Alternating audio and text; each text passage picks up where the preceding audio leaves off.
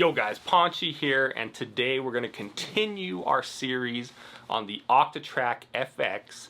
But first I wanted to address a couple things from last video about the multi-mode filter, specifically the hold function, which a couple of you mentioned that you needed some clarification on, as well as how to use the multi-mode filter as a bandpass filter rather than just a low pass or a high pass like I talked about last time.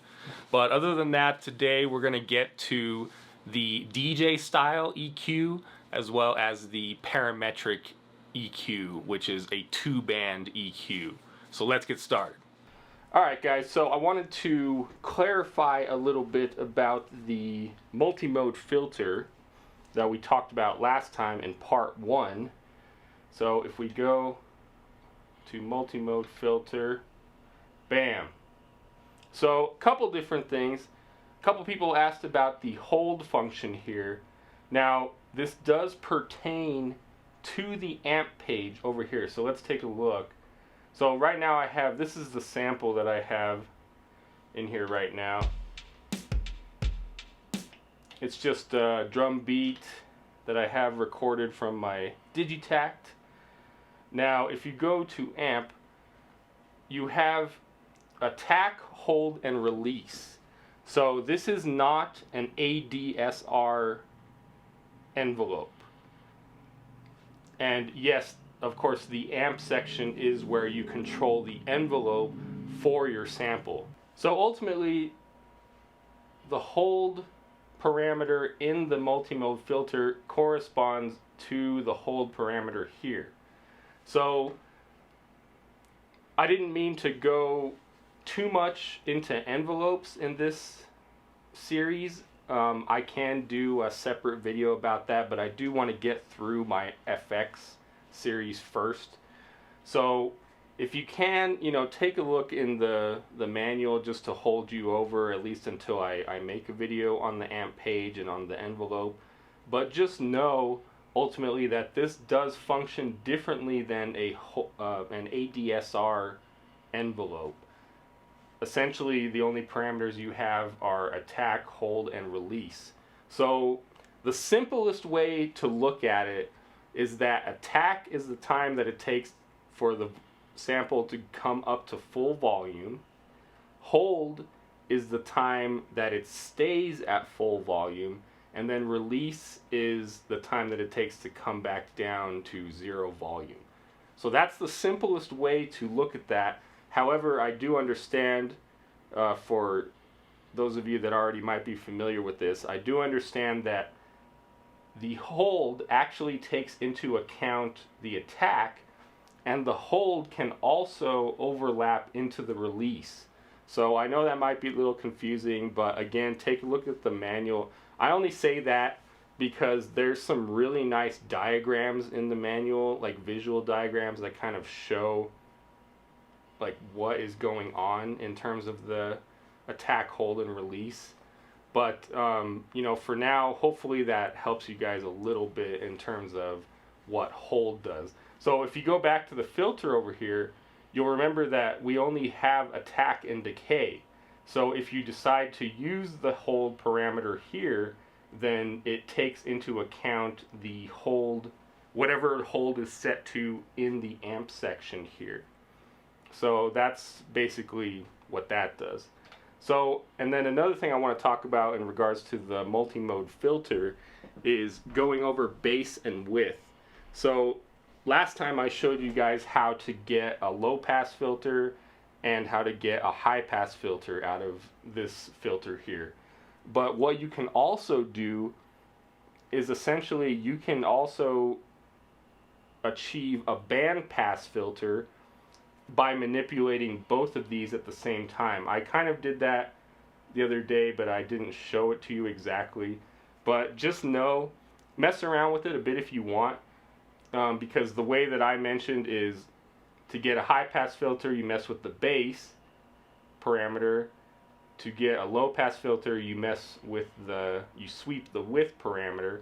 But if you want to get a band pass filter, which is essentially just a piece of, rather than do like sweep from the left or the right side of the frequency spectrum. A bandpass filter is you're basically sweeping like just a certain section of the frequency spectrum rather than just sweeping from the left all the way to the end or sweeping from the right all the way to the left. You can sweep just part of it, you know, left or right. So mess around with that a little bit. Again, you know, the best way to learn about these things is to just hear what they sound like. You know, I can show you guys this, of course.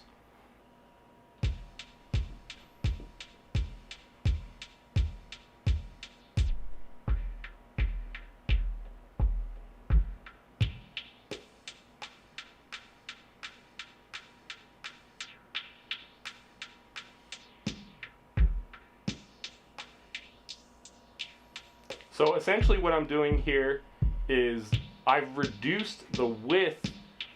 If you reduce the width of the frequencies that it's affecting, and then you sweep the bass, which of course stands for bass frequency, then that's how you achieve more of a bandpass thing rather than just a low pass or just a high pass.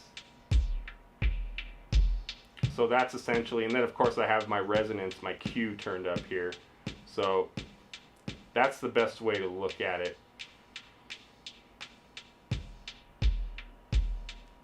Alright, so anyway, moving on, I wanted to talk about a few of these. So the next one is an equalizer. So what kind of equalizer this is a parametric equalizer, and it only has 2 bands. So ultimately that's just a fancy way of saying an equalizer, of course, but a parametric EQ is a certain type of equalizer.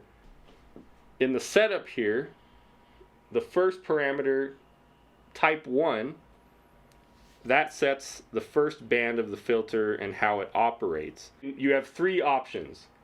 You can set it as a low shelf. You can set it as another way of looking at this is a bell, or in this case PEQ stands for parametric EQ, or you can set it as a high shelf. So if you're not familiar with EQs at all, there's 2 ways to look at an EQ, at least to get started in a basic sense.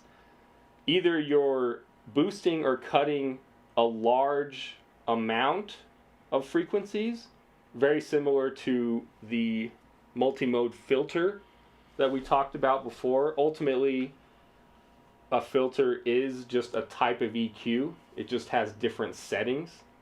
So in this case, if you set type 1 to low shelf, then that means that it will take a large amount of the low frequencies and it'll raise them or lower them. This little illustration here is one of the best ways to think about it. So if this is the low end of the frequency spectrum, then that little raised part there is considered a shelf because you're raising, well, at least in the case of this illustration, you're raising what amounts to like a shelf looking thing because you're raising a bunch of the frequencies. Whereas with the parametric EQ, that can also be known as kind of a bell, if you've ever seen that on an EQ or a mixing board or anything like that. A bell is essentially where you're just boosting or cutting just a tiny little width of frequencies. And then, of course, the high shelf is the opposite of the low shelf, where you're raising the high end of the frequency spectrum. So that's the best way to look at it. So you do have those 3 options, and then you do have 2 different sections to boost or cut frequencies. So the way it's set by default, of course, is they're both set to parametric. So this is a good way to just boost or cut just, you know, a few different frequencies rather than boost or cut like a bunch of them at the same time. But if you want, a good way to set it would be set one of them to low shelf and then set the other one to the high shelf. That way you can kind of control, theoretically, you can control the lows, the mids, and the highs. Now you might ask yourself, how do you control the mids if you only have a low and a high shelf? So the way to do that is cutting the lows and cutting the highs using a shelf. What does that leave you? That leaves you with all the mids. If you want to boost the mids, you would have to just cut the low shelf and cut the high shelf, and then you're left with kind of a hump in the middle where all the mids are. Let's take a look at the other parameters here. That was just the setup menu. So the main menu here, FRQ1, that sets the center frequency of the first band of the EQ. So going back to here, this doesn't have anything to do with the band. This just tells you like how it's going to boost or cut your frequencies. Ultimately, frequency 1 here, it's going to control the center, or it's going to set the center frequency. So whatever this is set to will be the center of the shelf ultimately. So of course, the more you turn it to the left, the more it's going to get down into the sub frequency range, the sub bass range.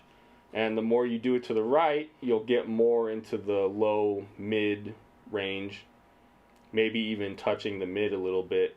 The only thing about this EQ is that it doesn't actually tell you the actual frequencies. It just uses the same 0 to 127 scale that everything else in the Octatrack actually uses. So all you need to know is the more you go to the left, the more you'll affect the lows. The more you go to the right, the more you'll affect the low mids and the highs.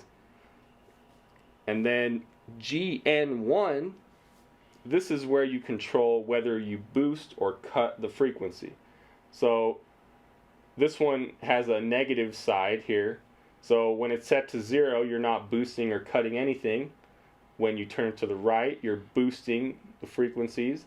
When you set it to the left, you're cutting the frequencies.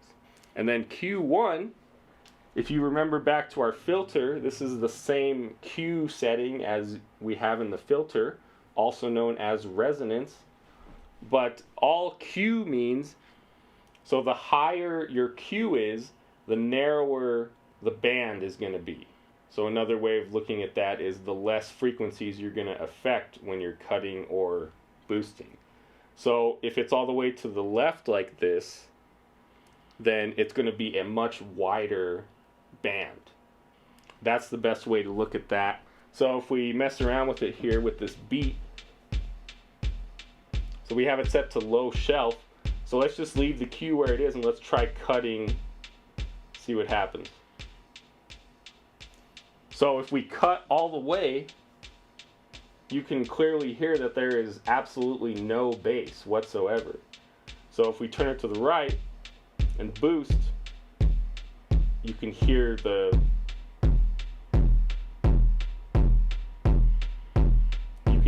lows increasing. That's actually kind of an interesting sound there.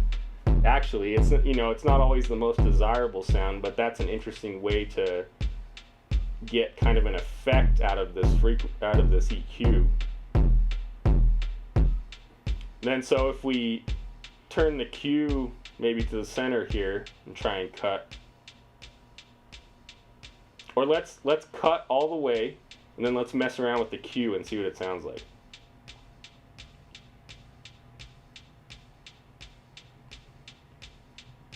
Q doesn't make, you'll notice Q doesn't make as much of a difference if it's set to shelf mode, because a shelf by definition is already a pretty wide range of frequencies. So if we set it to, if we go back and set it to parametric EQ and mess with the Q, let's cut all of these frequencies, mess with the Q a little bit.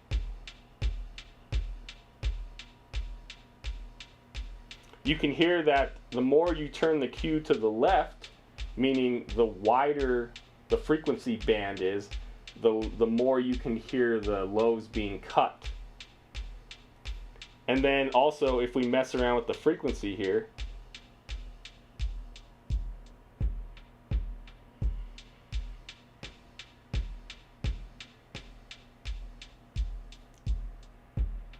it might be a little hard to visualize, but essentially all we're doing is we have a pretty wide band that we're essentially moving left and right depending on where we set this frequency knob.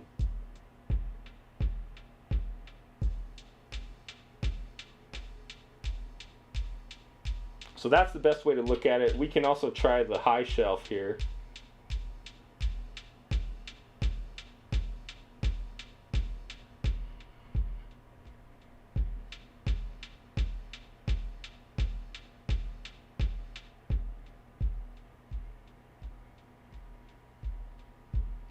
So you can clearly hear that the highs have pretty much disappeared completely.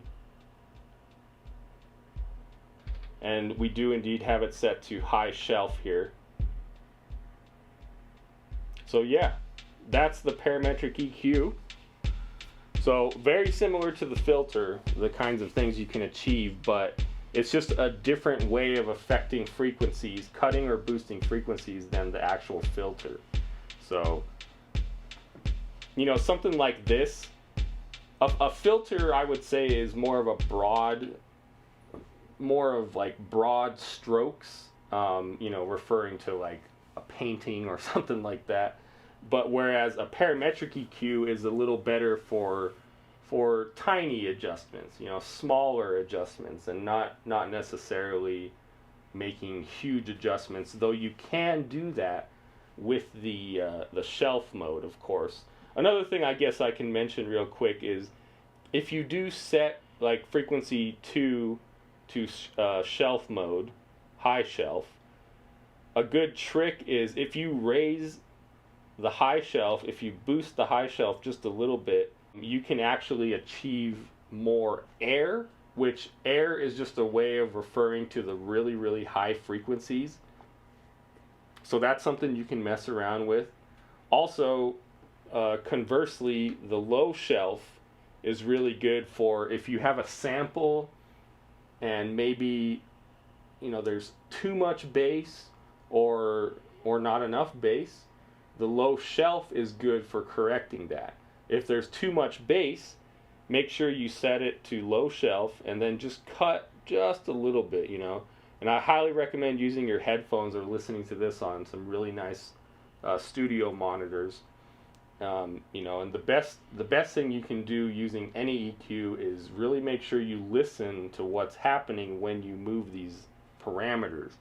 You know, you don't just want to come into an EQ and just, you know, do some random settings and just hope that it'll sound good. You actually want to be a little more deliberate about when you set an EQ. So the best thing you can do in that regard is just use your ears. So okay, so moving on, we have yet another equalizer, a DJ equalizer. So if you are at all a DJ, or if you've ever used a deck, or if you're at least a little familiar with a DJ deck, this is more of a cross between the filter that we talked about originally and an EQ.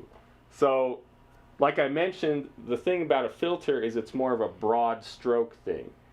The thing about this parametric EQ is that it's meant more for smaller changes.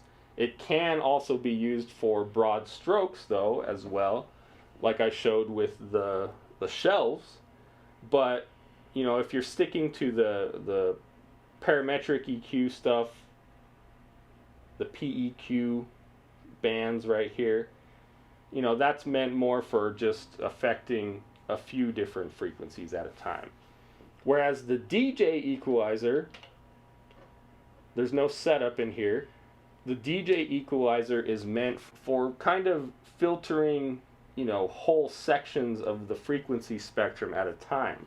Again, if you've ever used a deck, or if you're not familiar with a deck, a DJ style EQ is meant, like if you take out all the lows on a DJ deck, what are you left with, or what exactly happens? You actually don't really hear. It really cuts out the majority of the low end. So that's what DJs do to essentially remove the beat, or to have their songs that they're mixing not clash as much.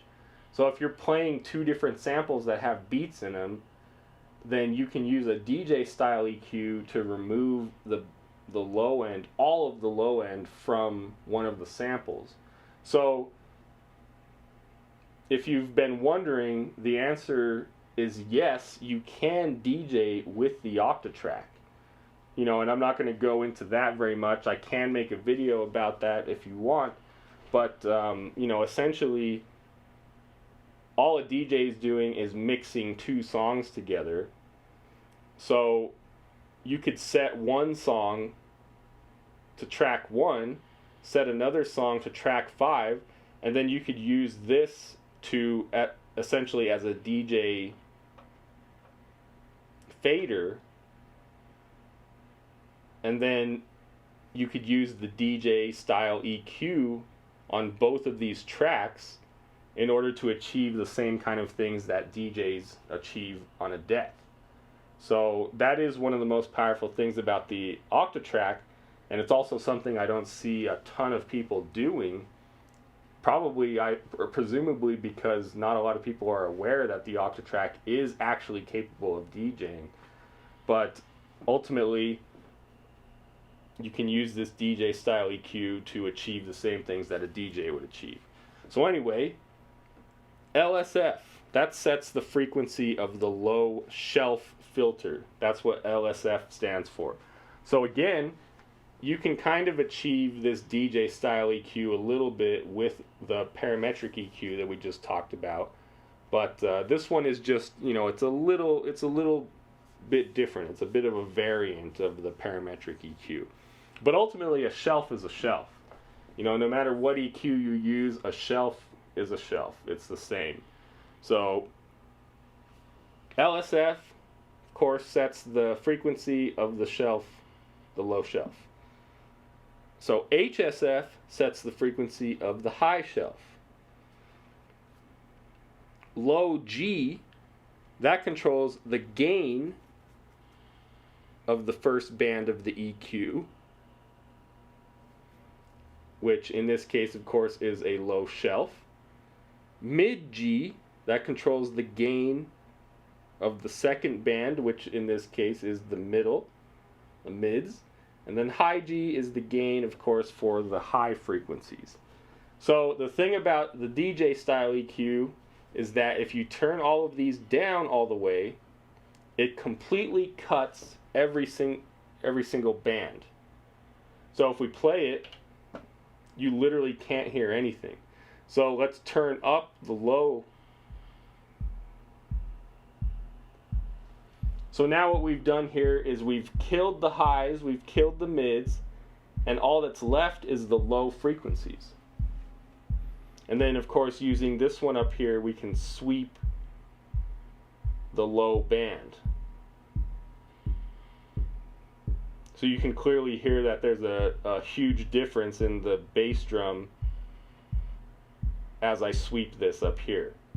You know, by default, you can definitely leave it in the center, though, to achieve some good effects. So now let's bring in the mids. So now all we've done is we've removed the high frequencies, and all you're hearing are lows and mids. So then let's bring the highs back in. And there you go. So if I wanted to mix two samples together, you know, two songs or two beats or whatever, just as a practical example here, for one of the samples, you're going to want to remove the low end. So you're going to want to do this. So that way, all that's left is the mid and the highs, and this sample will sound a lot better with the other sample that you're doing, because you don't have low frequencies that are clashing, which can happen very easily. So I'm going to go ahead and leave it there for today. Hope that helps you guys. You know, now we've gone over all of the EQs, all of the EQ options that the Octatrack has, which between those three EQs, you have so much control over your samples in terms of boosting and cutting frequencies. You know, there's so much you can do with just those three. So if you have any questions, feel free to leave them below. I'll get back to you as soon as possible, and I'll see you guys in the next video.